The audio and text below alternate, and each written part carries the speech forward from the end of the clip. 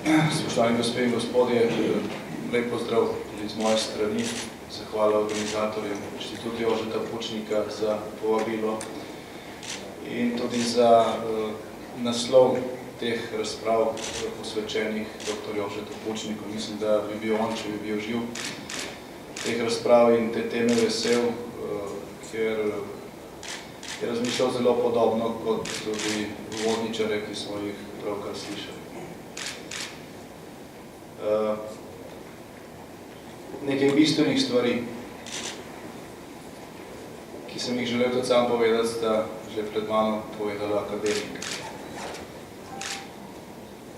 To bi se omejil tudi zaradi časa, ki je na razpolago, predvsem na 3 dodatke. 2 sta nadaljevanje tega, kar smo slišali, 3. pa je morda bolj za tiste, ki se imenujejo pragmatiki. Pred govorimo o Sloveniji 2.0, bi rad na prvem mestu podelil z vami spomin na nekaj dni na samem začetku, ko je nastajala Slovenija 1.0. Mislim, da je bilo to 3. dan po razglasitvi samostojne države. Tam nekje konec junija leta 1991, ko smo mi še vedno sami. Slovenija razglasila samostojnost. Doživeli smo agresijo jugoslovanske armade. Tuji časopisi in tuji politiki pa so govorili, da je to notranja jugoslovanska zadeva in da naj to uredijo Jugoslovani med sabo. To je bilo takrat prevladujoče stališče mednarodne skupnosti. Mi smo se počutili pravzaprav izdani.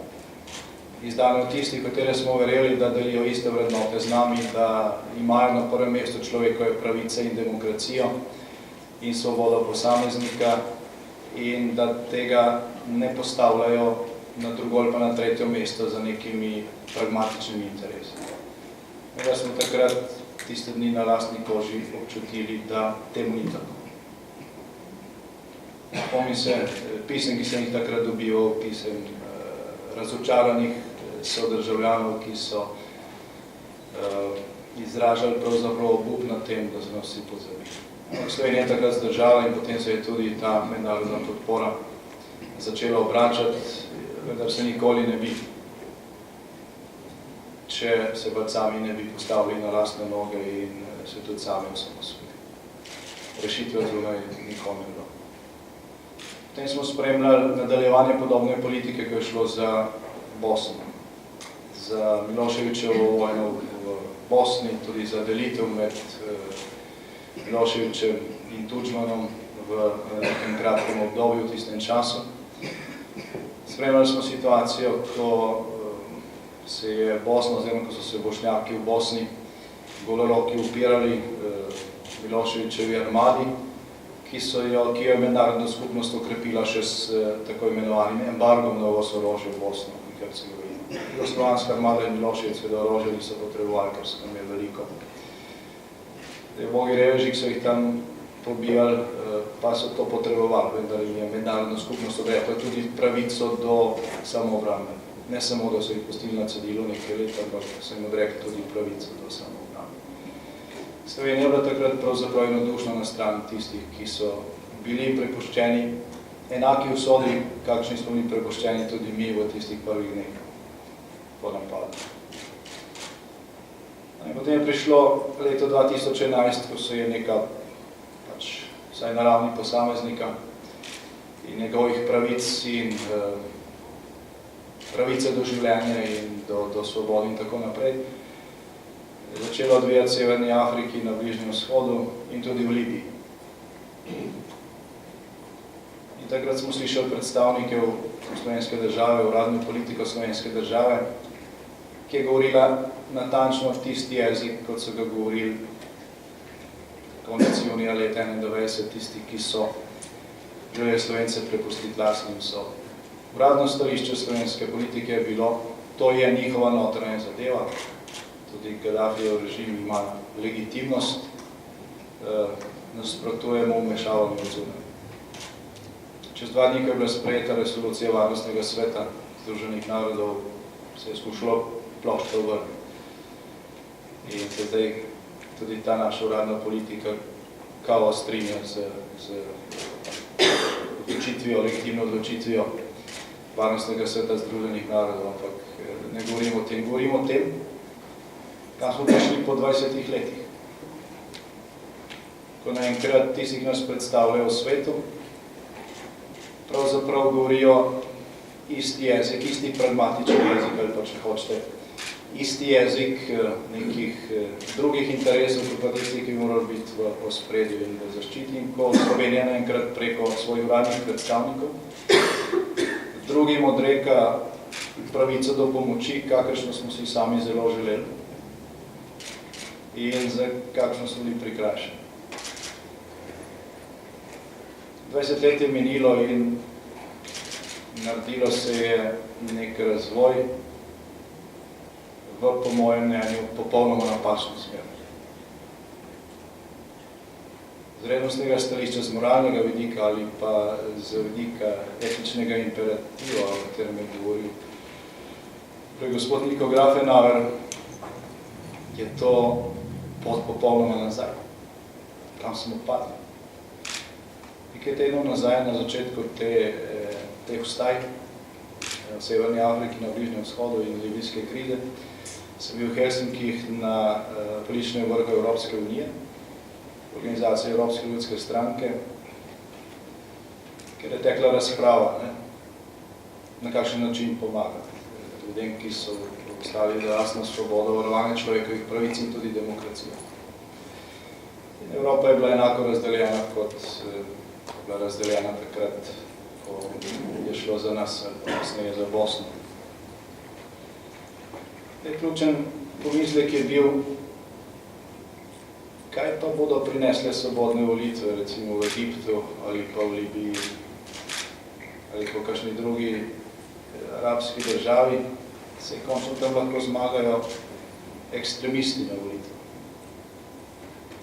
Razprava traja, ker sem v glasu predsednik vlade ene izmed baltiških držav in rekel, pa se mi pa to zgodbo poznamo.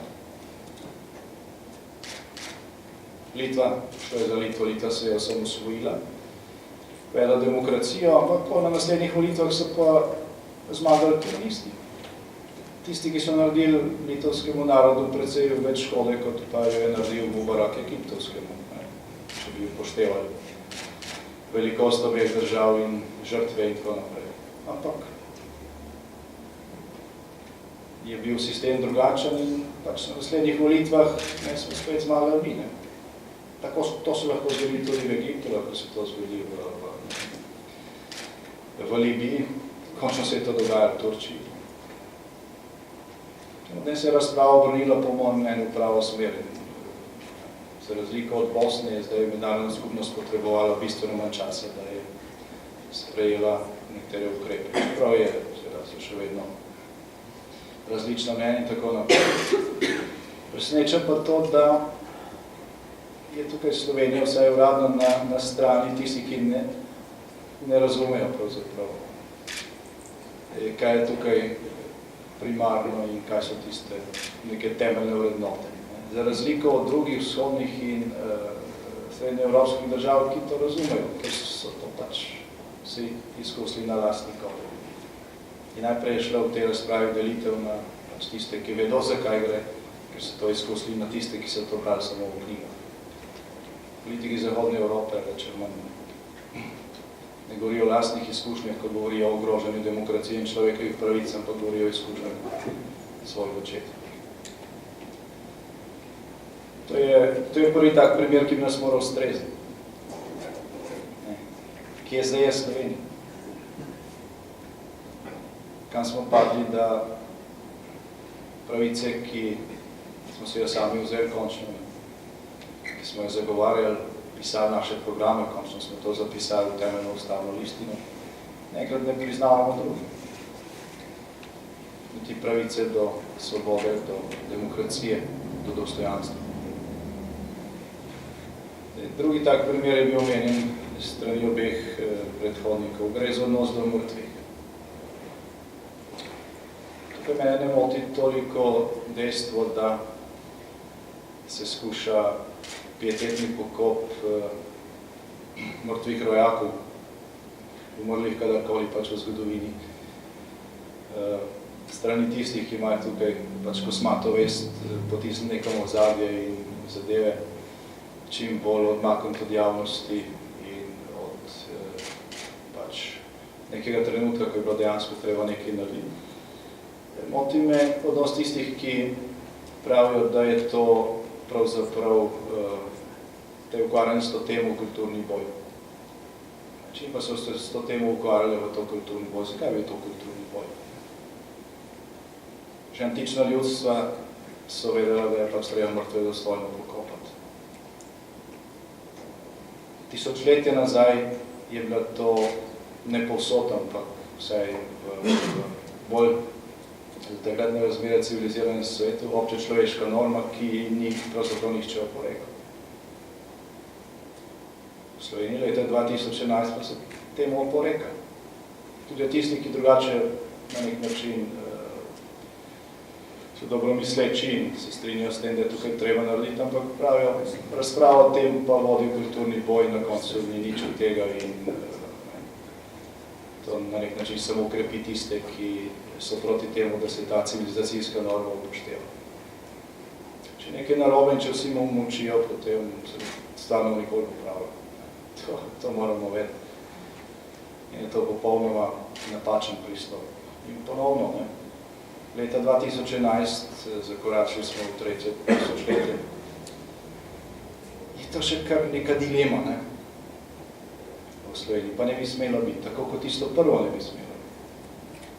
In govoriti o Sloveniji 2.0 je seveda govoriti o teh stvareh. O neki skupnosti, ker se bodo neke temeljne civilizacijske vrednote upoštevali in izvajali. In ne bodo vprašanje debat in političnih razprav ali pa, če hočete, kulturnega boja. Govoriti o Sloveniji 2.0 ni, po mojem mnenju, v temelju govoriti o tem, ali bomo dali na mesto 2%, 6% za raziskave in razvoj, ali bodo otroci v šolah dobili računalnike že v 1. razredu ali šele v 2. Ali bomo imeli 9 razredov ali pa 10 razredov, 8-letke.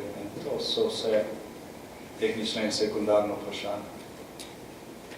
Tudi govorite o Sloveniji 2.0 ali pa o drugi republiki ali pa ustavi za drugo republiko, ni zgolj govor o tem, kakšni členi bodo v spremenjeni ustavi ali pa v popravljeni ustavi ali pa v dopolnjeni ustavi ali pa v novi ustavi. Prej dejal akademik Grafenau, nobena družbena pogodba brez etičnega imperativa nima nobene vrednosti. Nič ne pomaga ustava, nič ne pomaga zakoni, če se na nekih temeljnih stvareh ne ve, kaj je prav in kaj je narobe. Mi smo na začetku poti v Slovenijo 1.0 zakoračili v nek temačen prostor, ki smo ga samo delno osvetlili, pa še to deloma z napačnimi žarometi. Eno od teh napačnih žarometov je bila teza, naenkrat, da je več resnic. Tisti, ki so prej prodajali lažno resnico, ali pa laž za resnico, so začeli naenkrat govoriti, da je več resnic in da ima vsak pravico za svoje. In da potem zmaga tista, ki ima močnejše zvočnike, ki je povedana čez močnejši mikrofon in čez močnejše zvočnike. To je bilo zadaj. To se je uveljavljalo 20 let. In resnica je pač tista stvar, ki je bolj na glas zaupita in večkrat razmnožena in skopirana in razpreljena tudi preko vzgojno-izobraževalnega sistema. No in drugi takšen žaromet, ki je svetu napačno smer, je bila teza, da se je Berlinski zid podaril na obe strani. Kar je bilo obrazloženo s tem, da pač niso zmagale neke vrednote svobode, spoštovanja človekovih pravic in demokracije, ki so prej veljale na zahodni strani Berlinskega zidu, ampak da so opeke padale na obe strani in da se bo še videl, kdo je pravzaprav takrat zmagal. To, kar govorim, ni bilo razbrano med vrsticami. tako teze, da je več resnic, tako teze, da se je Berlinski zid podaril na obe strani, sta bili v Sloveniji sporočeni z najvišjega mesta in razširjeni, rekel, zelo na široko. Danes po 20 letih smo prišli v situacijo, ko vi lahko vse napišete, recimo predsedniku vlade, lahko kritizirate parlament, vlado, vse institucije, razen tistega, kar je bilo tudi pred 20 leti, rekel, edina resnica. Prebral vam bom stavek iz izjave, ki ni bilo objavljena leta 1971, ampak leta 2011. Sicer gre za sporočilo za neke koordinacije veteranskih organizacij pri predsedniku države in se glasi takole. Zaskrbljujoči so poskusi razvrednotenja države, podpičje obrambno-varnostnih struktur, organov pravosodja in celo institucije predsednika republike. Obstajajo 3 nedotakljive institucije države, nobenih drugih ni. Samo te so našteli. Od teh se pa pač ne sme reči tisto, kar mislite. Če bi pogledali kakšne izjave kakšnih drugih organov ali pa koordinacij 30 let nazaj, bi najdel natančno isti stavek. Natančno isti stavek. Morda bi bil še dodan lik, tovariša Tita, pa kaj podobnega, kar se zdaj spušča. In to je bilo napisano na začetku leta 2011. Če bi o teh 3 institucijah države odprli neko resno razpravo, potem bi sledila reakcija, če ste kritizirali vlado ali pa gospodarstvo, ali pa to ni tak problem. Tukaj so sidra, ki omogočajo, da teza o tem, da obstaja več resnic ali pa da se je Berlinski zid podaril na obe strani, držijo 20 let in še naprej. In tretja stvar, ki je to za pragmatike, o kateri želim nekaj reči, je to, da v Sloveniji v zadnjega pol leta propada hrbtenica slovenske realne ekonomije, slovenskega gospodarstva. In to ne zaradi gospodarske krize. Izven oči javnosti, ali pa v veliki meri izven oči javnosti, propadajo številna, na stotine njih, pravzaprav na tisoče njih, dobra, mala in srednja podjetja in obrtniki. Podjetja, ki ne propadajo zaradi tega, ker ne imela naročil, ali ker bi slabo delala in bila konkurenčna. Podjetja, ki niso v panogah, kot se bila Mura ali pa Prevent, ali pa gradbena industrija, ki so bila prizadeta deloma zaradi globalizacije, svetovne konkurence in kasneje to zaradi gospodarske krize. Podjetja, ki so prizadeta zaradi tega, zaradi plačilne nediscipline, se pravi, ker niso dobila plačanje tisto, kar so naredila, proizvedla. In podjetja, ki bi proizvajala, ker imajo naročila, pa nimajo finančnega servisa, ker ne dobijo kreditov od bančnega sistema, ki ni saniran, za razliko od drugih evropskih držav. Od zadnjih 20 000 brezposelnih v Sloveniji je verjetno 2/3 ali več takšnih, ki so ostali brez dela, ne zaradi gospodarske krize, ne zato, ker bi delali v neperspektivnih podjetjih, ampak zaradi tega, ker so njihova podjetja prizadeta bodisi z plačilno nedisciplino, se pravi z nečem, za kar ni kriva niti Evropa, niti svetovna gospodarska kriza, ampak tisti, ki so dolžni v državi poskrbeti za to, in drugič zaradi nedelovanja ali pa blokiranega delovanja finančnega servisa, za kar tudi ni kriva svetovna finančna ali pa gospodarska kriza. Ko smo v poskusih, da Obrtno-podjetniška zbornica opozori na ta problem, poslušali izjave pristojnih vladi, smo slišali stavke kot pred 30 leti. tako da malo da ne govori razredni sovražnik o tem. Dejansko je odnos do tega sektorja v Sloveniji podoben, kot je bil pred demokratizacijo in osamosvojitvijo, ker je pač za nek neodvisen segment družbe, za podsistem, ki ni odvisen od, vsaj v glavnem ne od javnih naročil, od države, od takšne drugačne vlade, ki se je samo ustvarjal eksistenco, podjetje so nastalo iz obrti ali pač na podlagi nekih dobrih idej posameznikov, ki so jih uspeli veljati. Tudi večje podjetje z nekaj 100 zaposlenih. Nihče ni pomagal, skoraj nobeno od teh podjetij ni nikoli dobilo kakšne državne pomoči. Prebijali so se na zahtevne trge, več ali manj sami. To je nek neodvisen segment, ki zahteva pravno državo, ki zahteva enakost pred zakonom, ki zahteva učinkovito delovanje pravosodja, če hočete, ker stvari ne trajajo toliko časa, da podjetje, ki je dolžno, že propada, preden plača. Skratka, je to nek srednji razred, realna podlaga tudi za realno demokracijo, ki je zdaj na udaru. In za čuda, če bi poslušali izjave gospodarske ministrice in tudi predsednika vlade, to nikogar preveč ne skrbi. Se bojim, da ne samo zaradi tega, ker se nekaj ne bi zavedali, zakaj gre, ampak tudi zaradi tega, ker se natančno zavedajo, zakaj gre.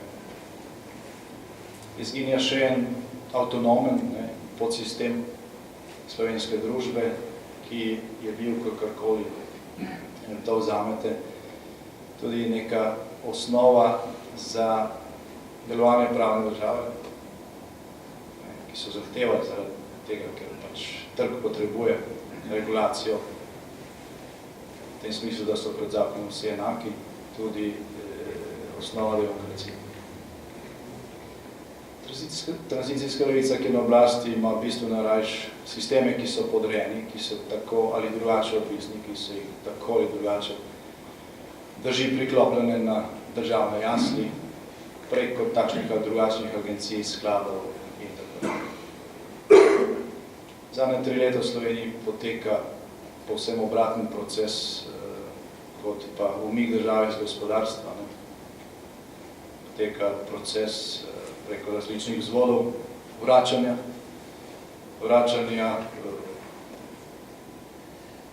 vzvodov, s katerimi pač oblast tako drugače kontrolira tudi realni sektor, ima ekonomija. Vse te 3 stvari mislim, da smo morali zelo skrbeti. Zelo skrbeti, kajti erozija temeljnih vrednot, ekonomsko uničenje nekega avtonomnega segmenta realne hrbtenice slovenske družbe, pelje v neko situacijo, ker volitve ne bo nič pomagalo. Tudi sprejemanje nekih novih zakonov ne bo nič pomagalo. Pomagal bo samo nek dolgotrajnejši proces, za katerega po običajno v 4-letnih mandatih in takšni dinamiki in delitvi oblasti kot v Sloveniji enostavno ni časa. Vsaka naslednja vlada, katerakoli pač bo, se bo takoj soočila z temeljnim problemom, to pa je vprašanje sredstev za to, da nekateri družbeni podsistemi sploh funkcionirajo naprej. Ker bo dosežen prag zunanjega zadolževanja. Leta 2008 je bil državni dolg Slovenije 6 milijard, danes je skoraj 13 milijard, oziroma po nekaterih izračunih 13 milijard in pol evrov. V 2 letih in pol se je Slovence bolj zadolžilo kot prej v 100 letih, ker tisti državni dolg leta 2008 je vseboval še dolg Kraljevine Srbije, ki se je podedoval pač. To ni bilo veliko, ampak je pa bilo in še vedno je v našem državnem dolgu.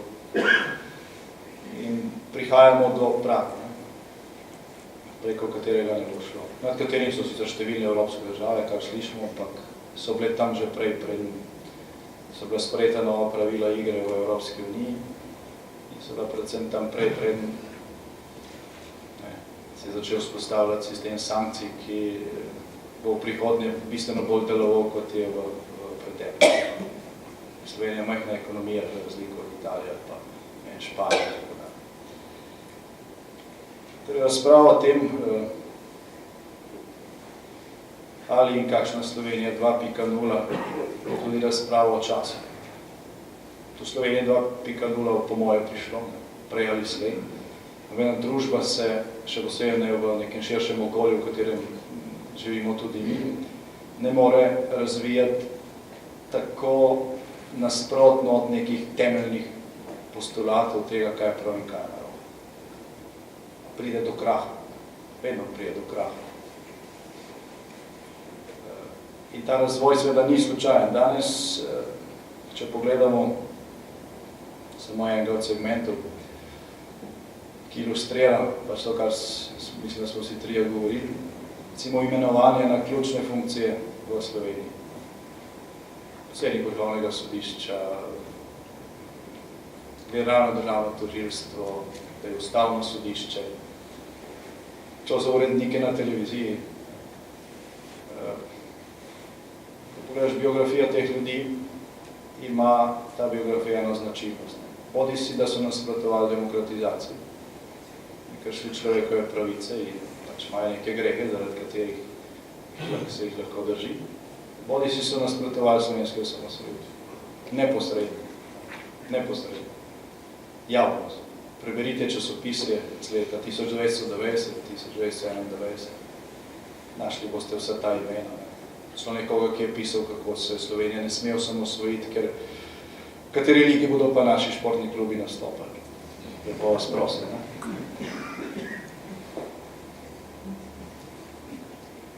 Vse to se ne dogaja slučajno. To se ne dogaja slučajno, gre tako v temelju v napačno smer, ne? Da bo naenkrat postalo jasno, da smo zašli. Ampak ni vedno tako enostavno se potem vrniti nazaj, ali pa izbrati pravo smer. Veliko ljudi je zašlo in so to tudi spoznali, a mi so nikoli prišli nazaj. Ali pa je bila cena zelo velika. Zato je čas tudi za pomembno dimenzijo. In ko razpravljamo o Sloveniji 2.0, mislim, da je treba razpravljati o cilju. Kajti, ko se začne razprava o cilju, se začne tudi iskanje poti do tega cilja. In ne smemo se ustrašiti očitkov, češ, to je povsem nerealno, to se pa nikoli ne bo zgodilo, pa to se pa ne da dobiti 50%, ali pa to je nemogoče. Te razprave so izven časa in prostora, izven tega, kar se pa danes potrebuje. Tudi nikoli se ne prije do cilja na način, kot je bil načrtovan, ali pa na način, kot je bil zaželjen, ali pa na način, kot se je temu mislilo. Spomnite se tisti, ki ste mojih let ali pa starejši in vidim kar precej istih barv las ali pa isto količino lastno glavo tukaj v dvorani, teh razprav pred 25 leti. Mnoge stvari so se zgodile povsem drugače, kot se je takrat želelo ali pa razpravljalo ali pa sanjalo, ampak se je zgodilo. In to veliko stvari prej, preden se je sploh kdo predstavljal. Tudi v prihodnosti ne bo nič drugačno. In to ni tako pomembno. Pomembne so te etične osnove stvari.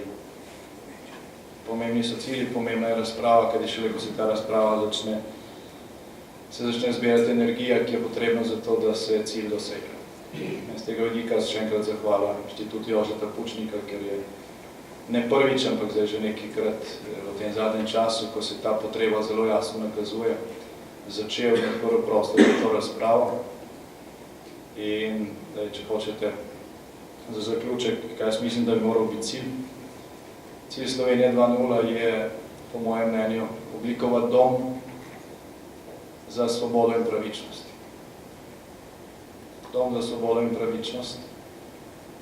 In Slovenija 2.0, takšno kot jo absolutna večina Slovenk in Slovencev in državljank in državljanov sprejela, je lahko samo Slovenija, kjer pravila velja za vse enako.